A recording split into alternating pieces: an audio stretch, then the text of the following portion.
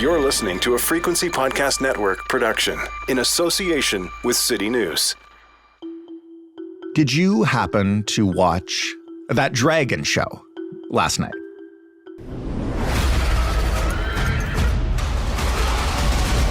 Now they see you as you are. I don't mean to put too Game of Thrones-esque a point on this, but the future of streaming platforms may depend on it. That is an exaggeration, but only a slight one. As for the first time in their history, not all is well in the world of streaming platforms. You may have heard earlier this year that Netflix lost subscribers, recently that HBO and Discovery will merge, that most streaming companies have laid off content workers, and even that Netflix will be doing the previously unthinkable and offering an ad-supported tier. Meanwhile, shows like HBO's House of the Dragon, which debuted 2 weeks ago, and Amazon Prime's upcoming Rings of Power cost tens of millions of dollars per episode to make. So while the very survival of these platforms may not depend on you and me and everyone else watching these shows, what the industry looks like a year or two from now, like who's still around, who's merged with who, what kinds of content these platforms are producing, very well might. This is the turning point of a fledgling industry. Where does it go from here? We're about to find out, and no doubt, somebody will base a premium cable drama on what happens next. I'm Jordan Heath Rawlings. This is The Big Story. Brian Steinberg is the senior TV editor at Variety. Hello, Brian. Hi, how are you? I'm doing well. Thanks for joining us. Absolutely. Glad to be here.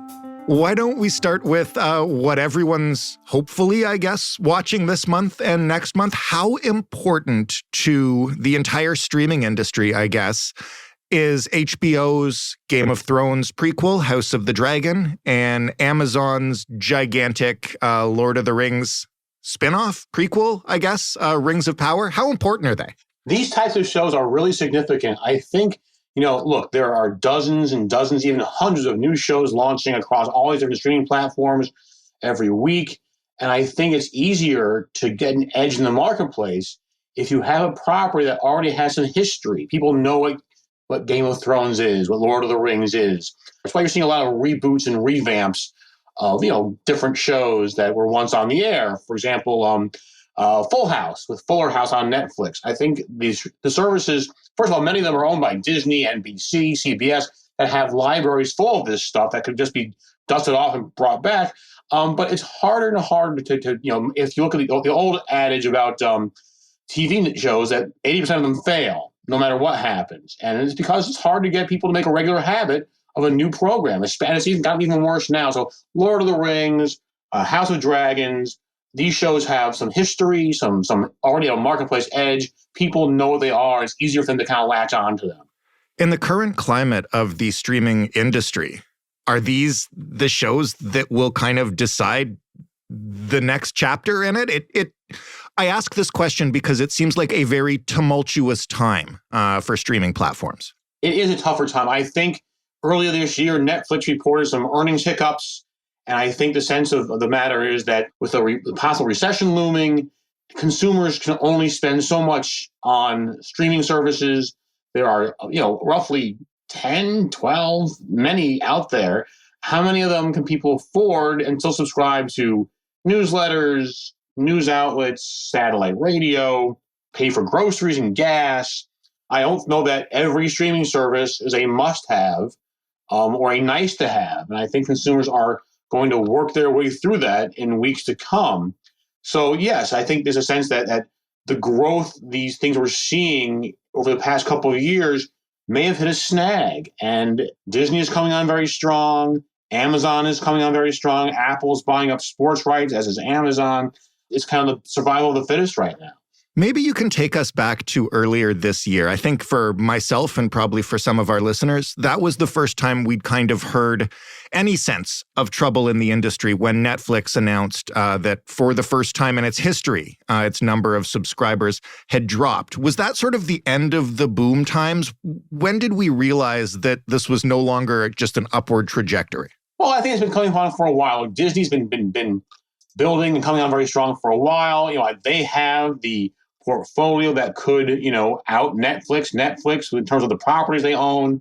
They have a lot of stuff that has historical value, sentimental value, emotional attachment, Star Wars, National Geographic, the Marvel movies.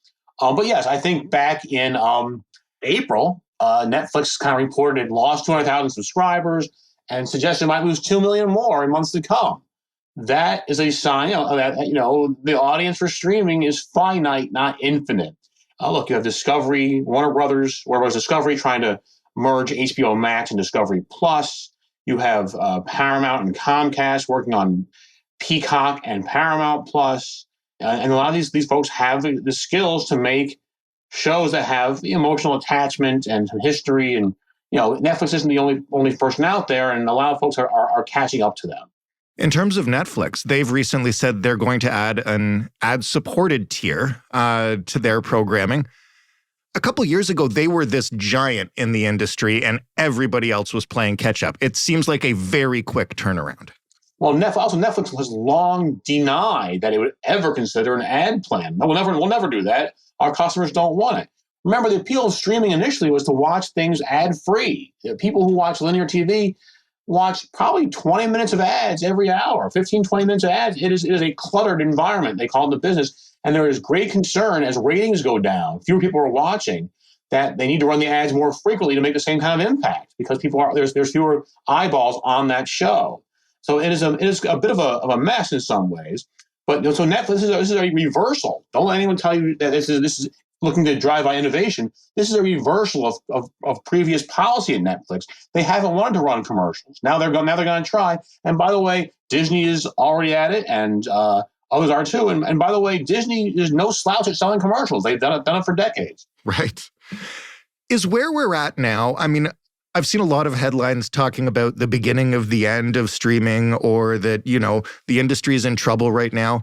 My question is less that and more of, isn't this like the proper market evolution and consolidation we'd expect in any industry? I don't think anybody ever expected they'd end up paying monthly for 4, 5, 6 or more streaming services. So in the end, you said survival of the fittest, right? They're all going to battle it out, and there'll be 2 or 3 big platforms to choose from when it's all done. Yeah, the sense is that people only get 2 or 3 of these. There are must-haves and need and nice-to-haves. And that's going to, I think, show itself up in the market pretty soon. Or there's going to be some more mergers so people can scale up and make their nice-to-have a must-have.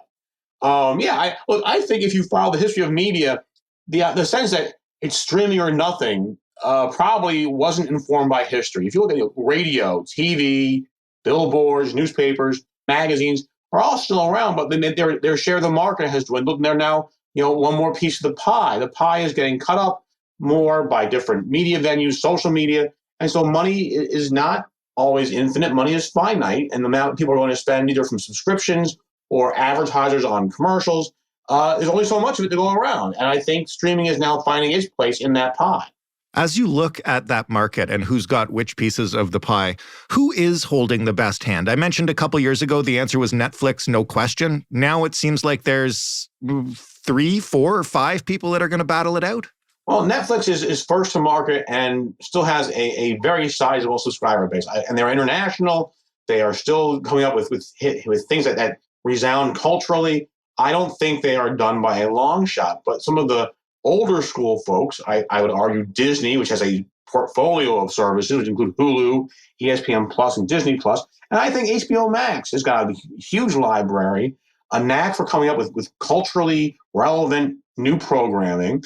And, I think it remains to be seen whether the Discovery stuff, the Guy Fieri 98 Day Fiancé stuff is going to mean that much to the average person who subscribes to watch Game of Thrones, The Wire, and Hacks or Euphoria. I don't know if that's a mix the person wants, or if they want to pay more to get that. That's a great question. Are the two brands simpatico or so different that people really don't want them together at all? It'll be interesting to see how that happens, and that will be something to watch next year.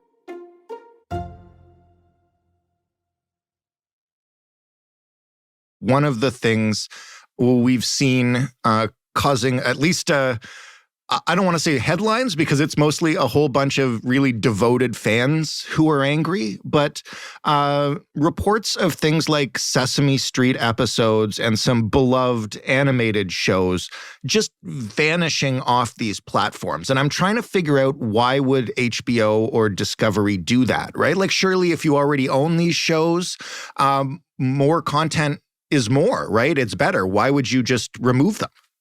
Yeah, it's kind of a reversal of conventional thinking. I mean, the sense has been you want to give people more and more to watch, keep them on the site longer, keep them binge watching, et cetera, et cetera. What I think the bean counters at Warner Bros. Discovery have figured out is that some things aren't watched that much. They don't generate the audience that you hope for, and yet you're still paying the licensing fee or, residuals that are associated with that content being available for you. So in other words, maybe they're not being watched that much, and yet they're still paying out the licensing fee to the rights to air the show, or maybe the actors, producers, musicians get paid fees, pennies or dimes because of their part in the process. So I think maybe they're saying, well, if this isn't being watched all that much, I'm still paying a regular fee for its use. I'm not making any money off of this. Let's get this off right now, and let's start right-sizing our portfolio and focus on the thing that people are actually watching regularly. What does that mean, though, for the preservation of TV history? I mean, Sesame Street is an institution, and its older episodes should still exist in some capacity, right? And I come from a background a long time ago. I used to write about video games, and one of the constant concerns in that industry is the way that older content becomes unplayable, unrevisitable, and you kind of lose this stuff that is an important part of the history of the industry. And what happens if these TV shows that used to be available on DVD or on reruns or wherever are all of a sudden snapped out of existence? It's a great question. You do have to wonder about that. I mean, there are museums that keep things around. One of the problems with Sesame Street is that, one of the reasons they did the deal with HBO a few years ago is that their DVD sales plummeted. People were no longer buying DVDs. Maybe that makes a comeback. Maybe there's a way to sell, digital packages of Sesame Street archives that people would pay for, but it will be driven by marketplace demands and consumers if they want to buy it or not. But I think there is a great question. I think the thought was that, I can watch anything I want on streaming. It'll all be there. I Love Lucy or Schoolhouse Rock or these. But I guess that isn't going to work economically, and these media companies are going to start putting under scrutiny the content they run to make sure they're getting a return off of it. What could the future hold? Not necessarily in terms of the marketplace battle of Netflix versus Disney, but for the kind of content that these platforms create. If the new Amazon and HBO shows we mentioned off the top don't deliver huge hits, I know a budget crunch has been a big problem, and these shows cost tens of millions of dollars or more. Could we see the end of that, big budget epic TV production? I think they will spend on big swings, but they may spend a little less on medium and small swings that they're not sure are going to generate the audience they need. They also, keep in mind, have these cable networks that still generate a lot of cash, and they've been starving them of content to feed the streaming venues and platforms. So I do wonder if they need to kind of look at the pie and say, I'm giving it all to this slice and none to that slice. I need to kind of rectify or kind of right size my spending and reallocate what I'm doing here. I think there's still a market for these big swing, grand ambition series, but I think that there may be less of stuff, it's niche or, isn't only going to generate smaller, nichier viewing habits, much like there's big blockbuster movies and there's kind of art films. From a consumer point of view, is there a world in which cable TV kind of makes a comeback just based on the fact that some people surely must be adding up the amount of money they are spending subscribing to all these services and realizing that it's actually more than they were paying before they cut the cord with the intent of saving money? It's a great question. The cable distributors aren't the most customer-friendly folks out there. Fair. And so there's a bad, people are, I think if someone says, gee, I can dump this, I think they're kind of happy to. There's not a lot of brand resonance around a Charter or an Optimum or a Comcast. It's the utility company, and they're not particularly, helpful, friendly. They make you buy large tiers of stuff. You can't customize the shows you want. I think there's still a size amount of people who like to get cable and find it reliable and that sort of thing. But I also think you can have more control if you can say, oh, I'll get HBO this month because these series are on. Now let me get out of HBO until there's a better thing coming along. I like Netflix for this. I want to watch this new series. Now let me get out of it again because, I watched what I wanted to watch and I don't need it right now. So I think you may see a more activist consumer who keeps more tabs on what they're paying out for and what's on, and maybe dips in and out as programming changes. Beyond the Game of Thrones, Lord of the Rings spin-offs and how they do, what will you be watching for in the industry over the next, let's say, 6 months to kind of get a sense of where it goes from here? Well, I think sports rights is also becoming very important. And you're seeing Amazon and Apple compete for major things that are coming up now. Apple's gotten some baseball and soccer under its umbrella. Amazon this fall will be covering Thursday Night Football exclusively.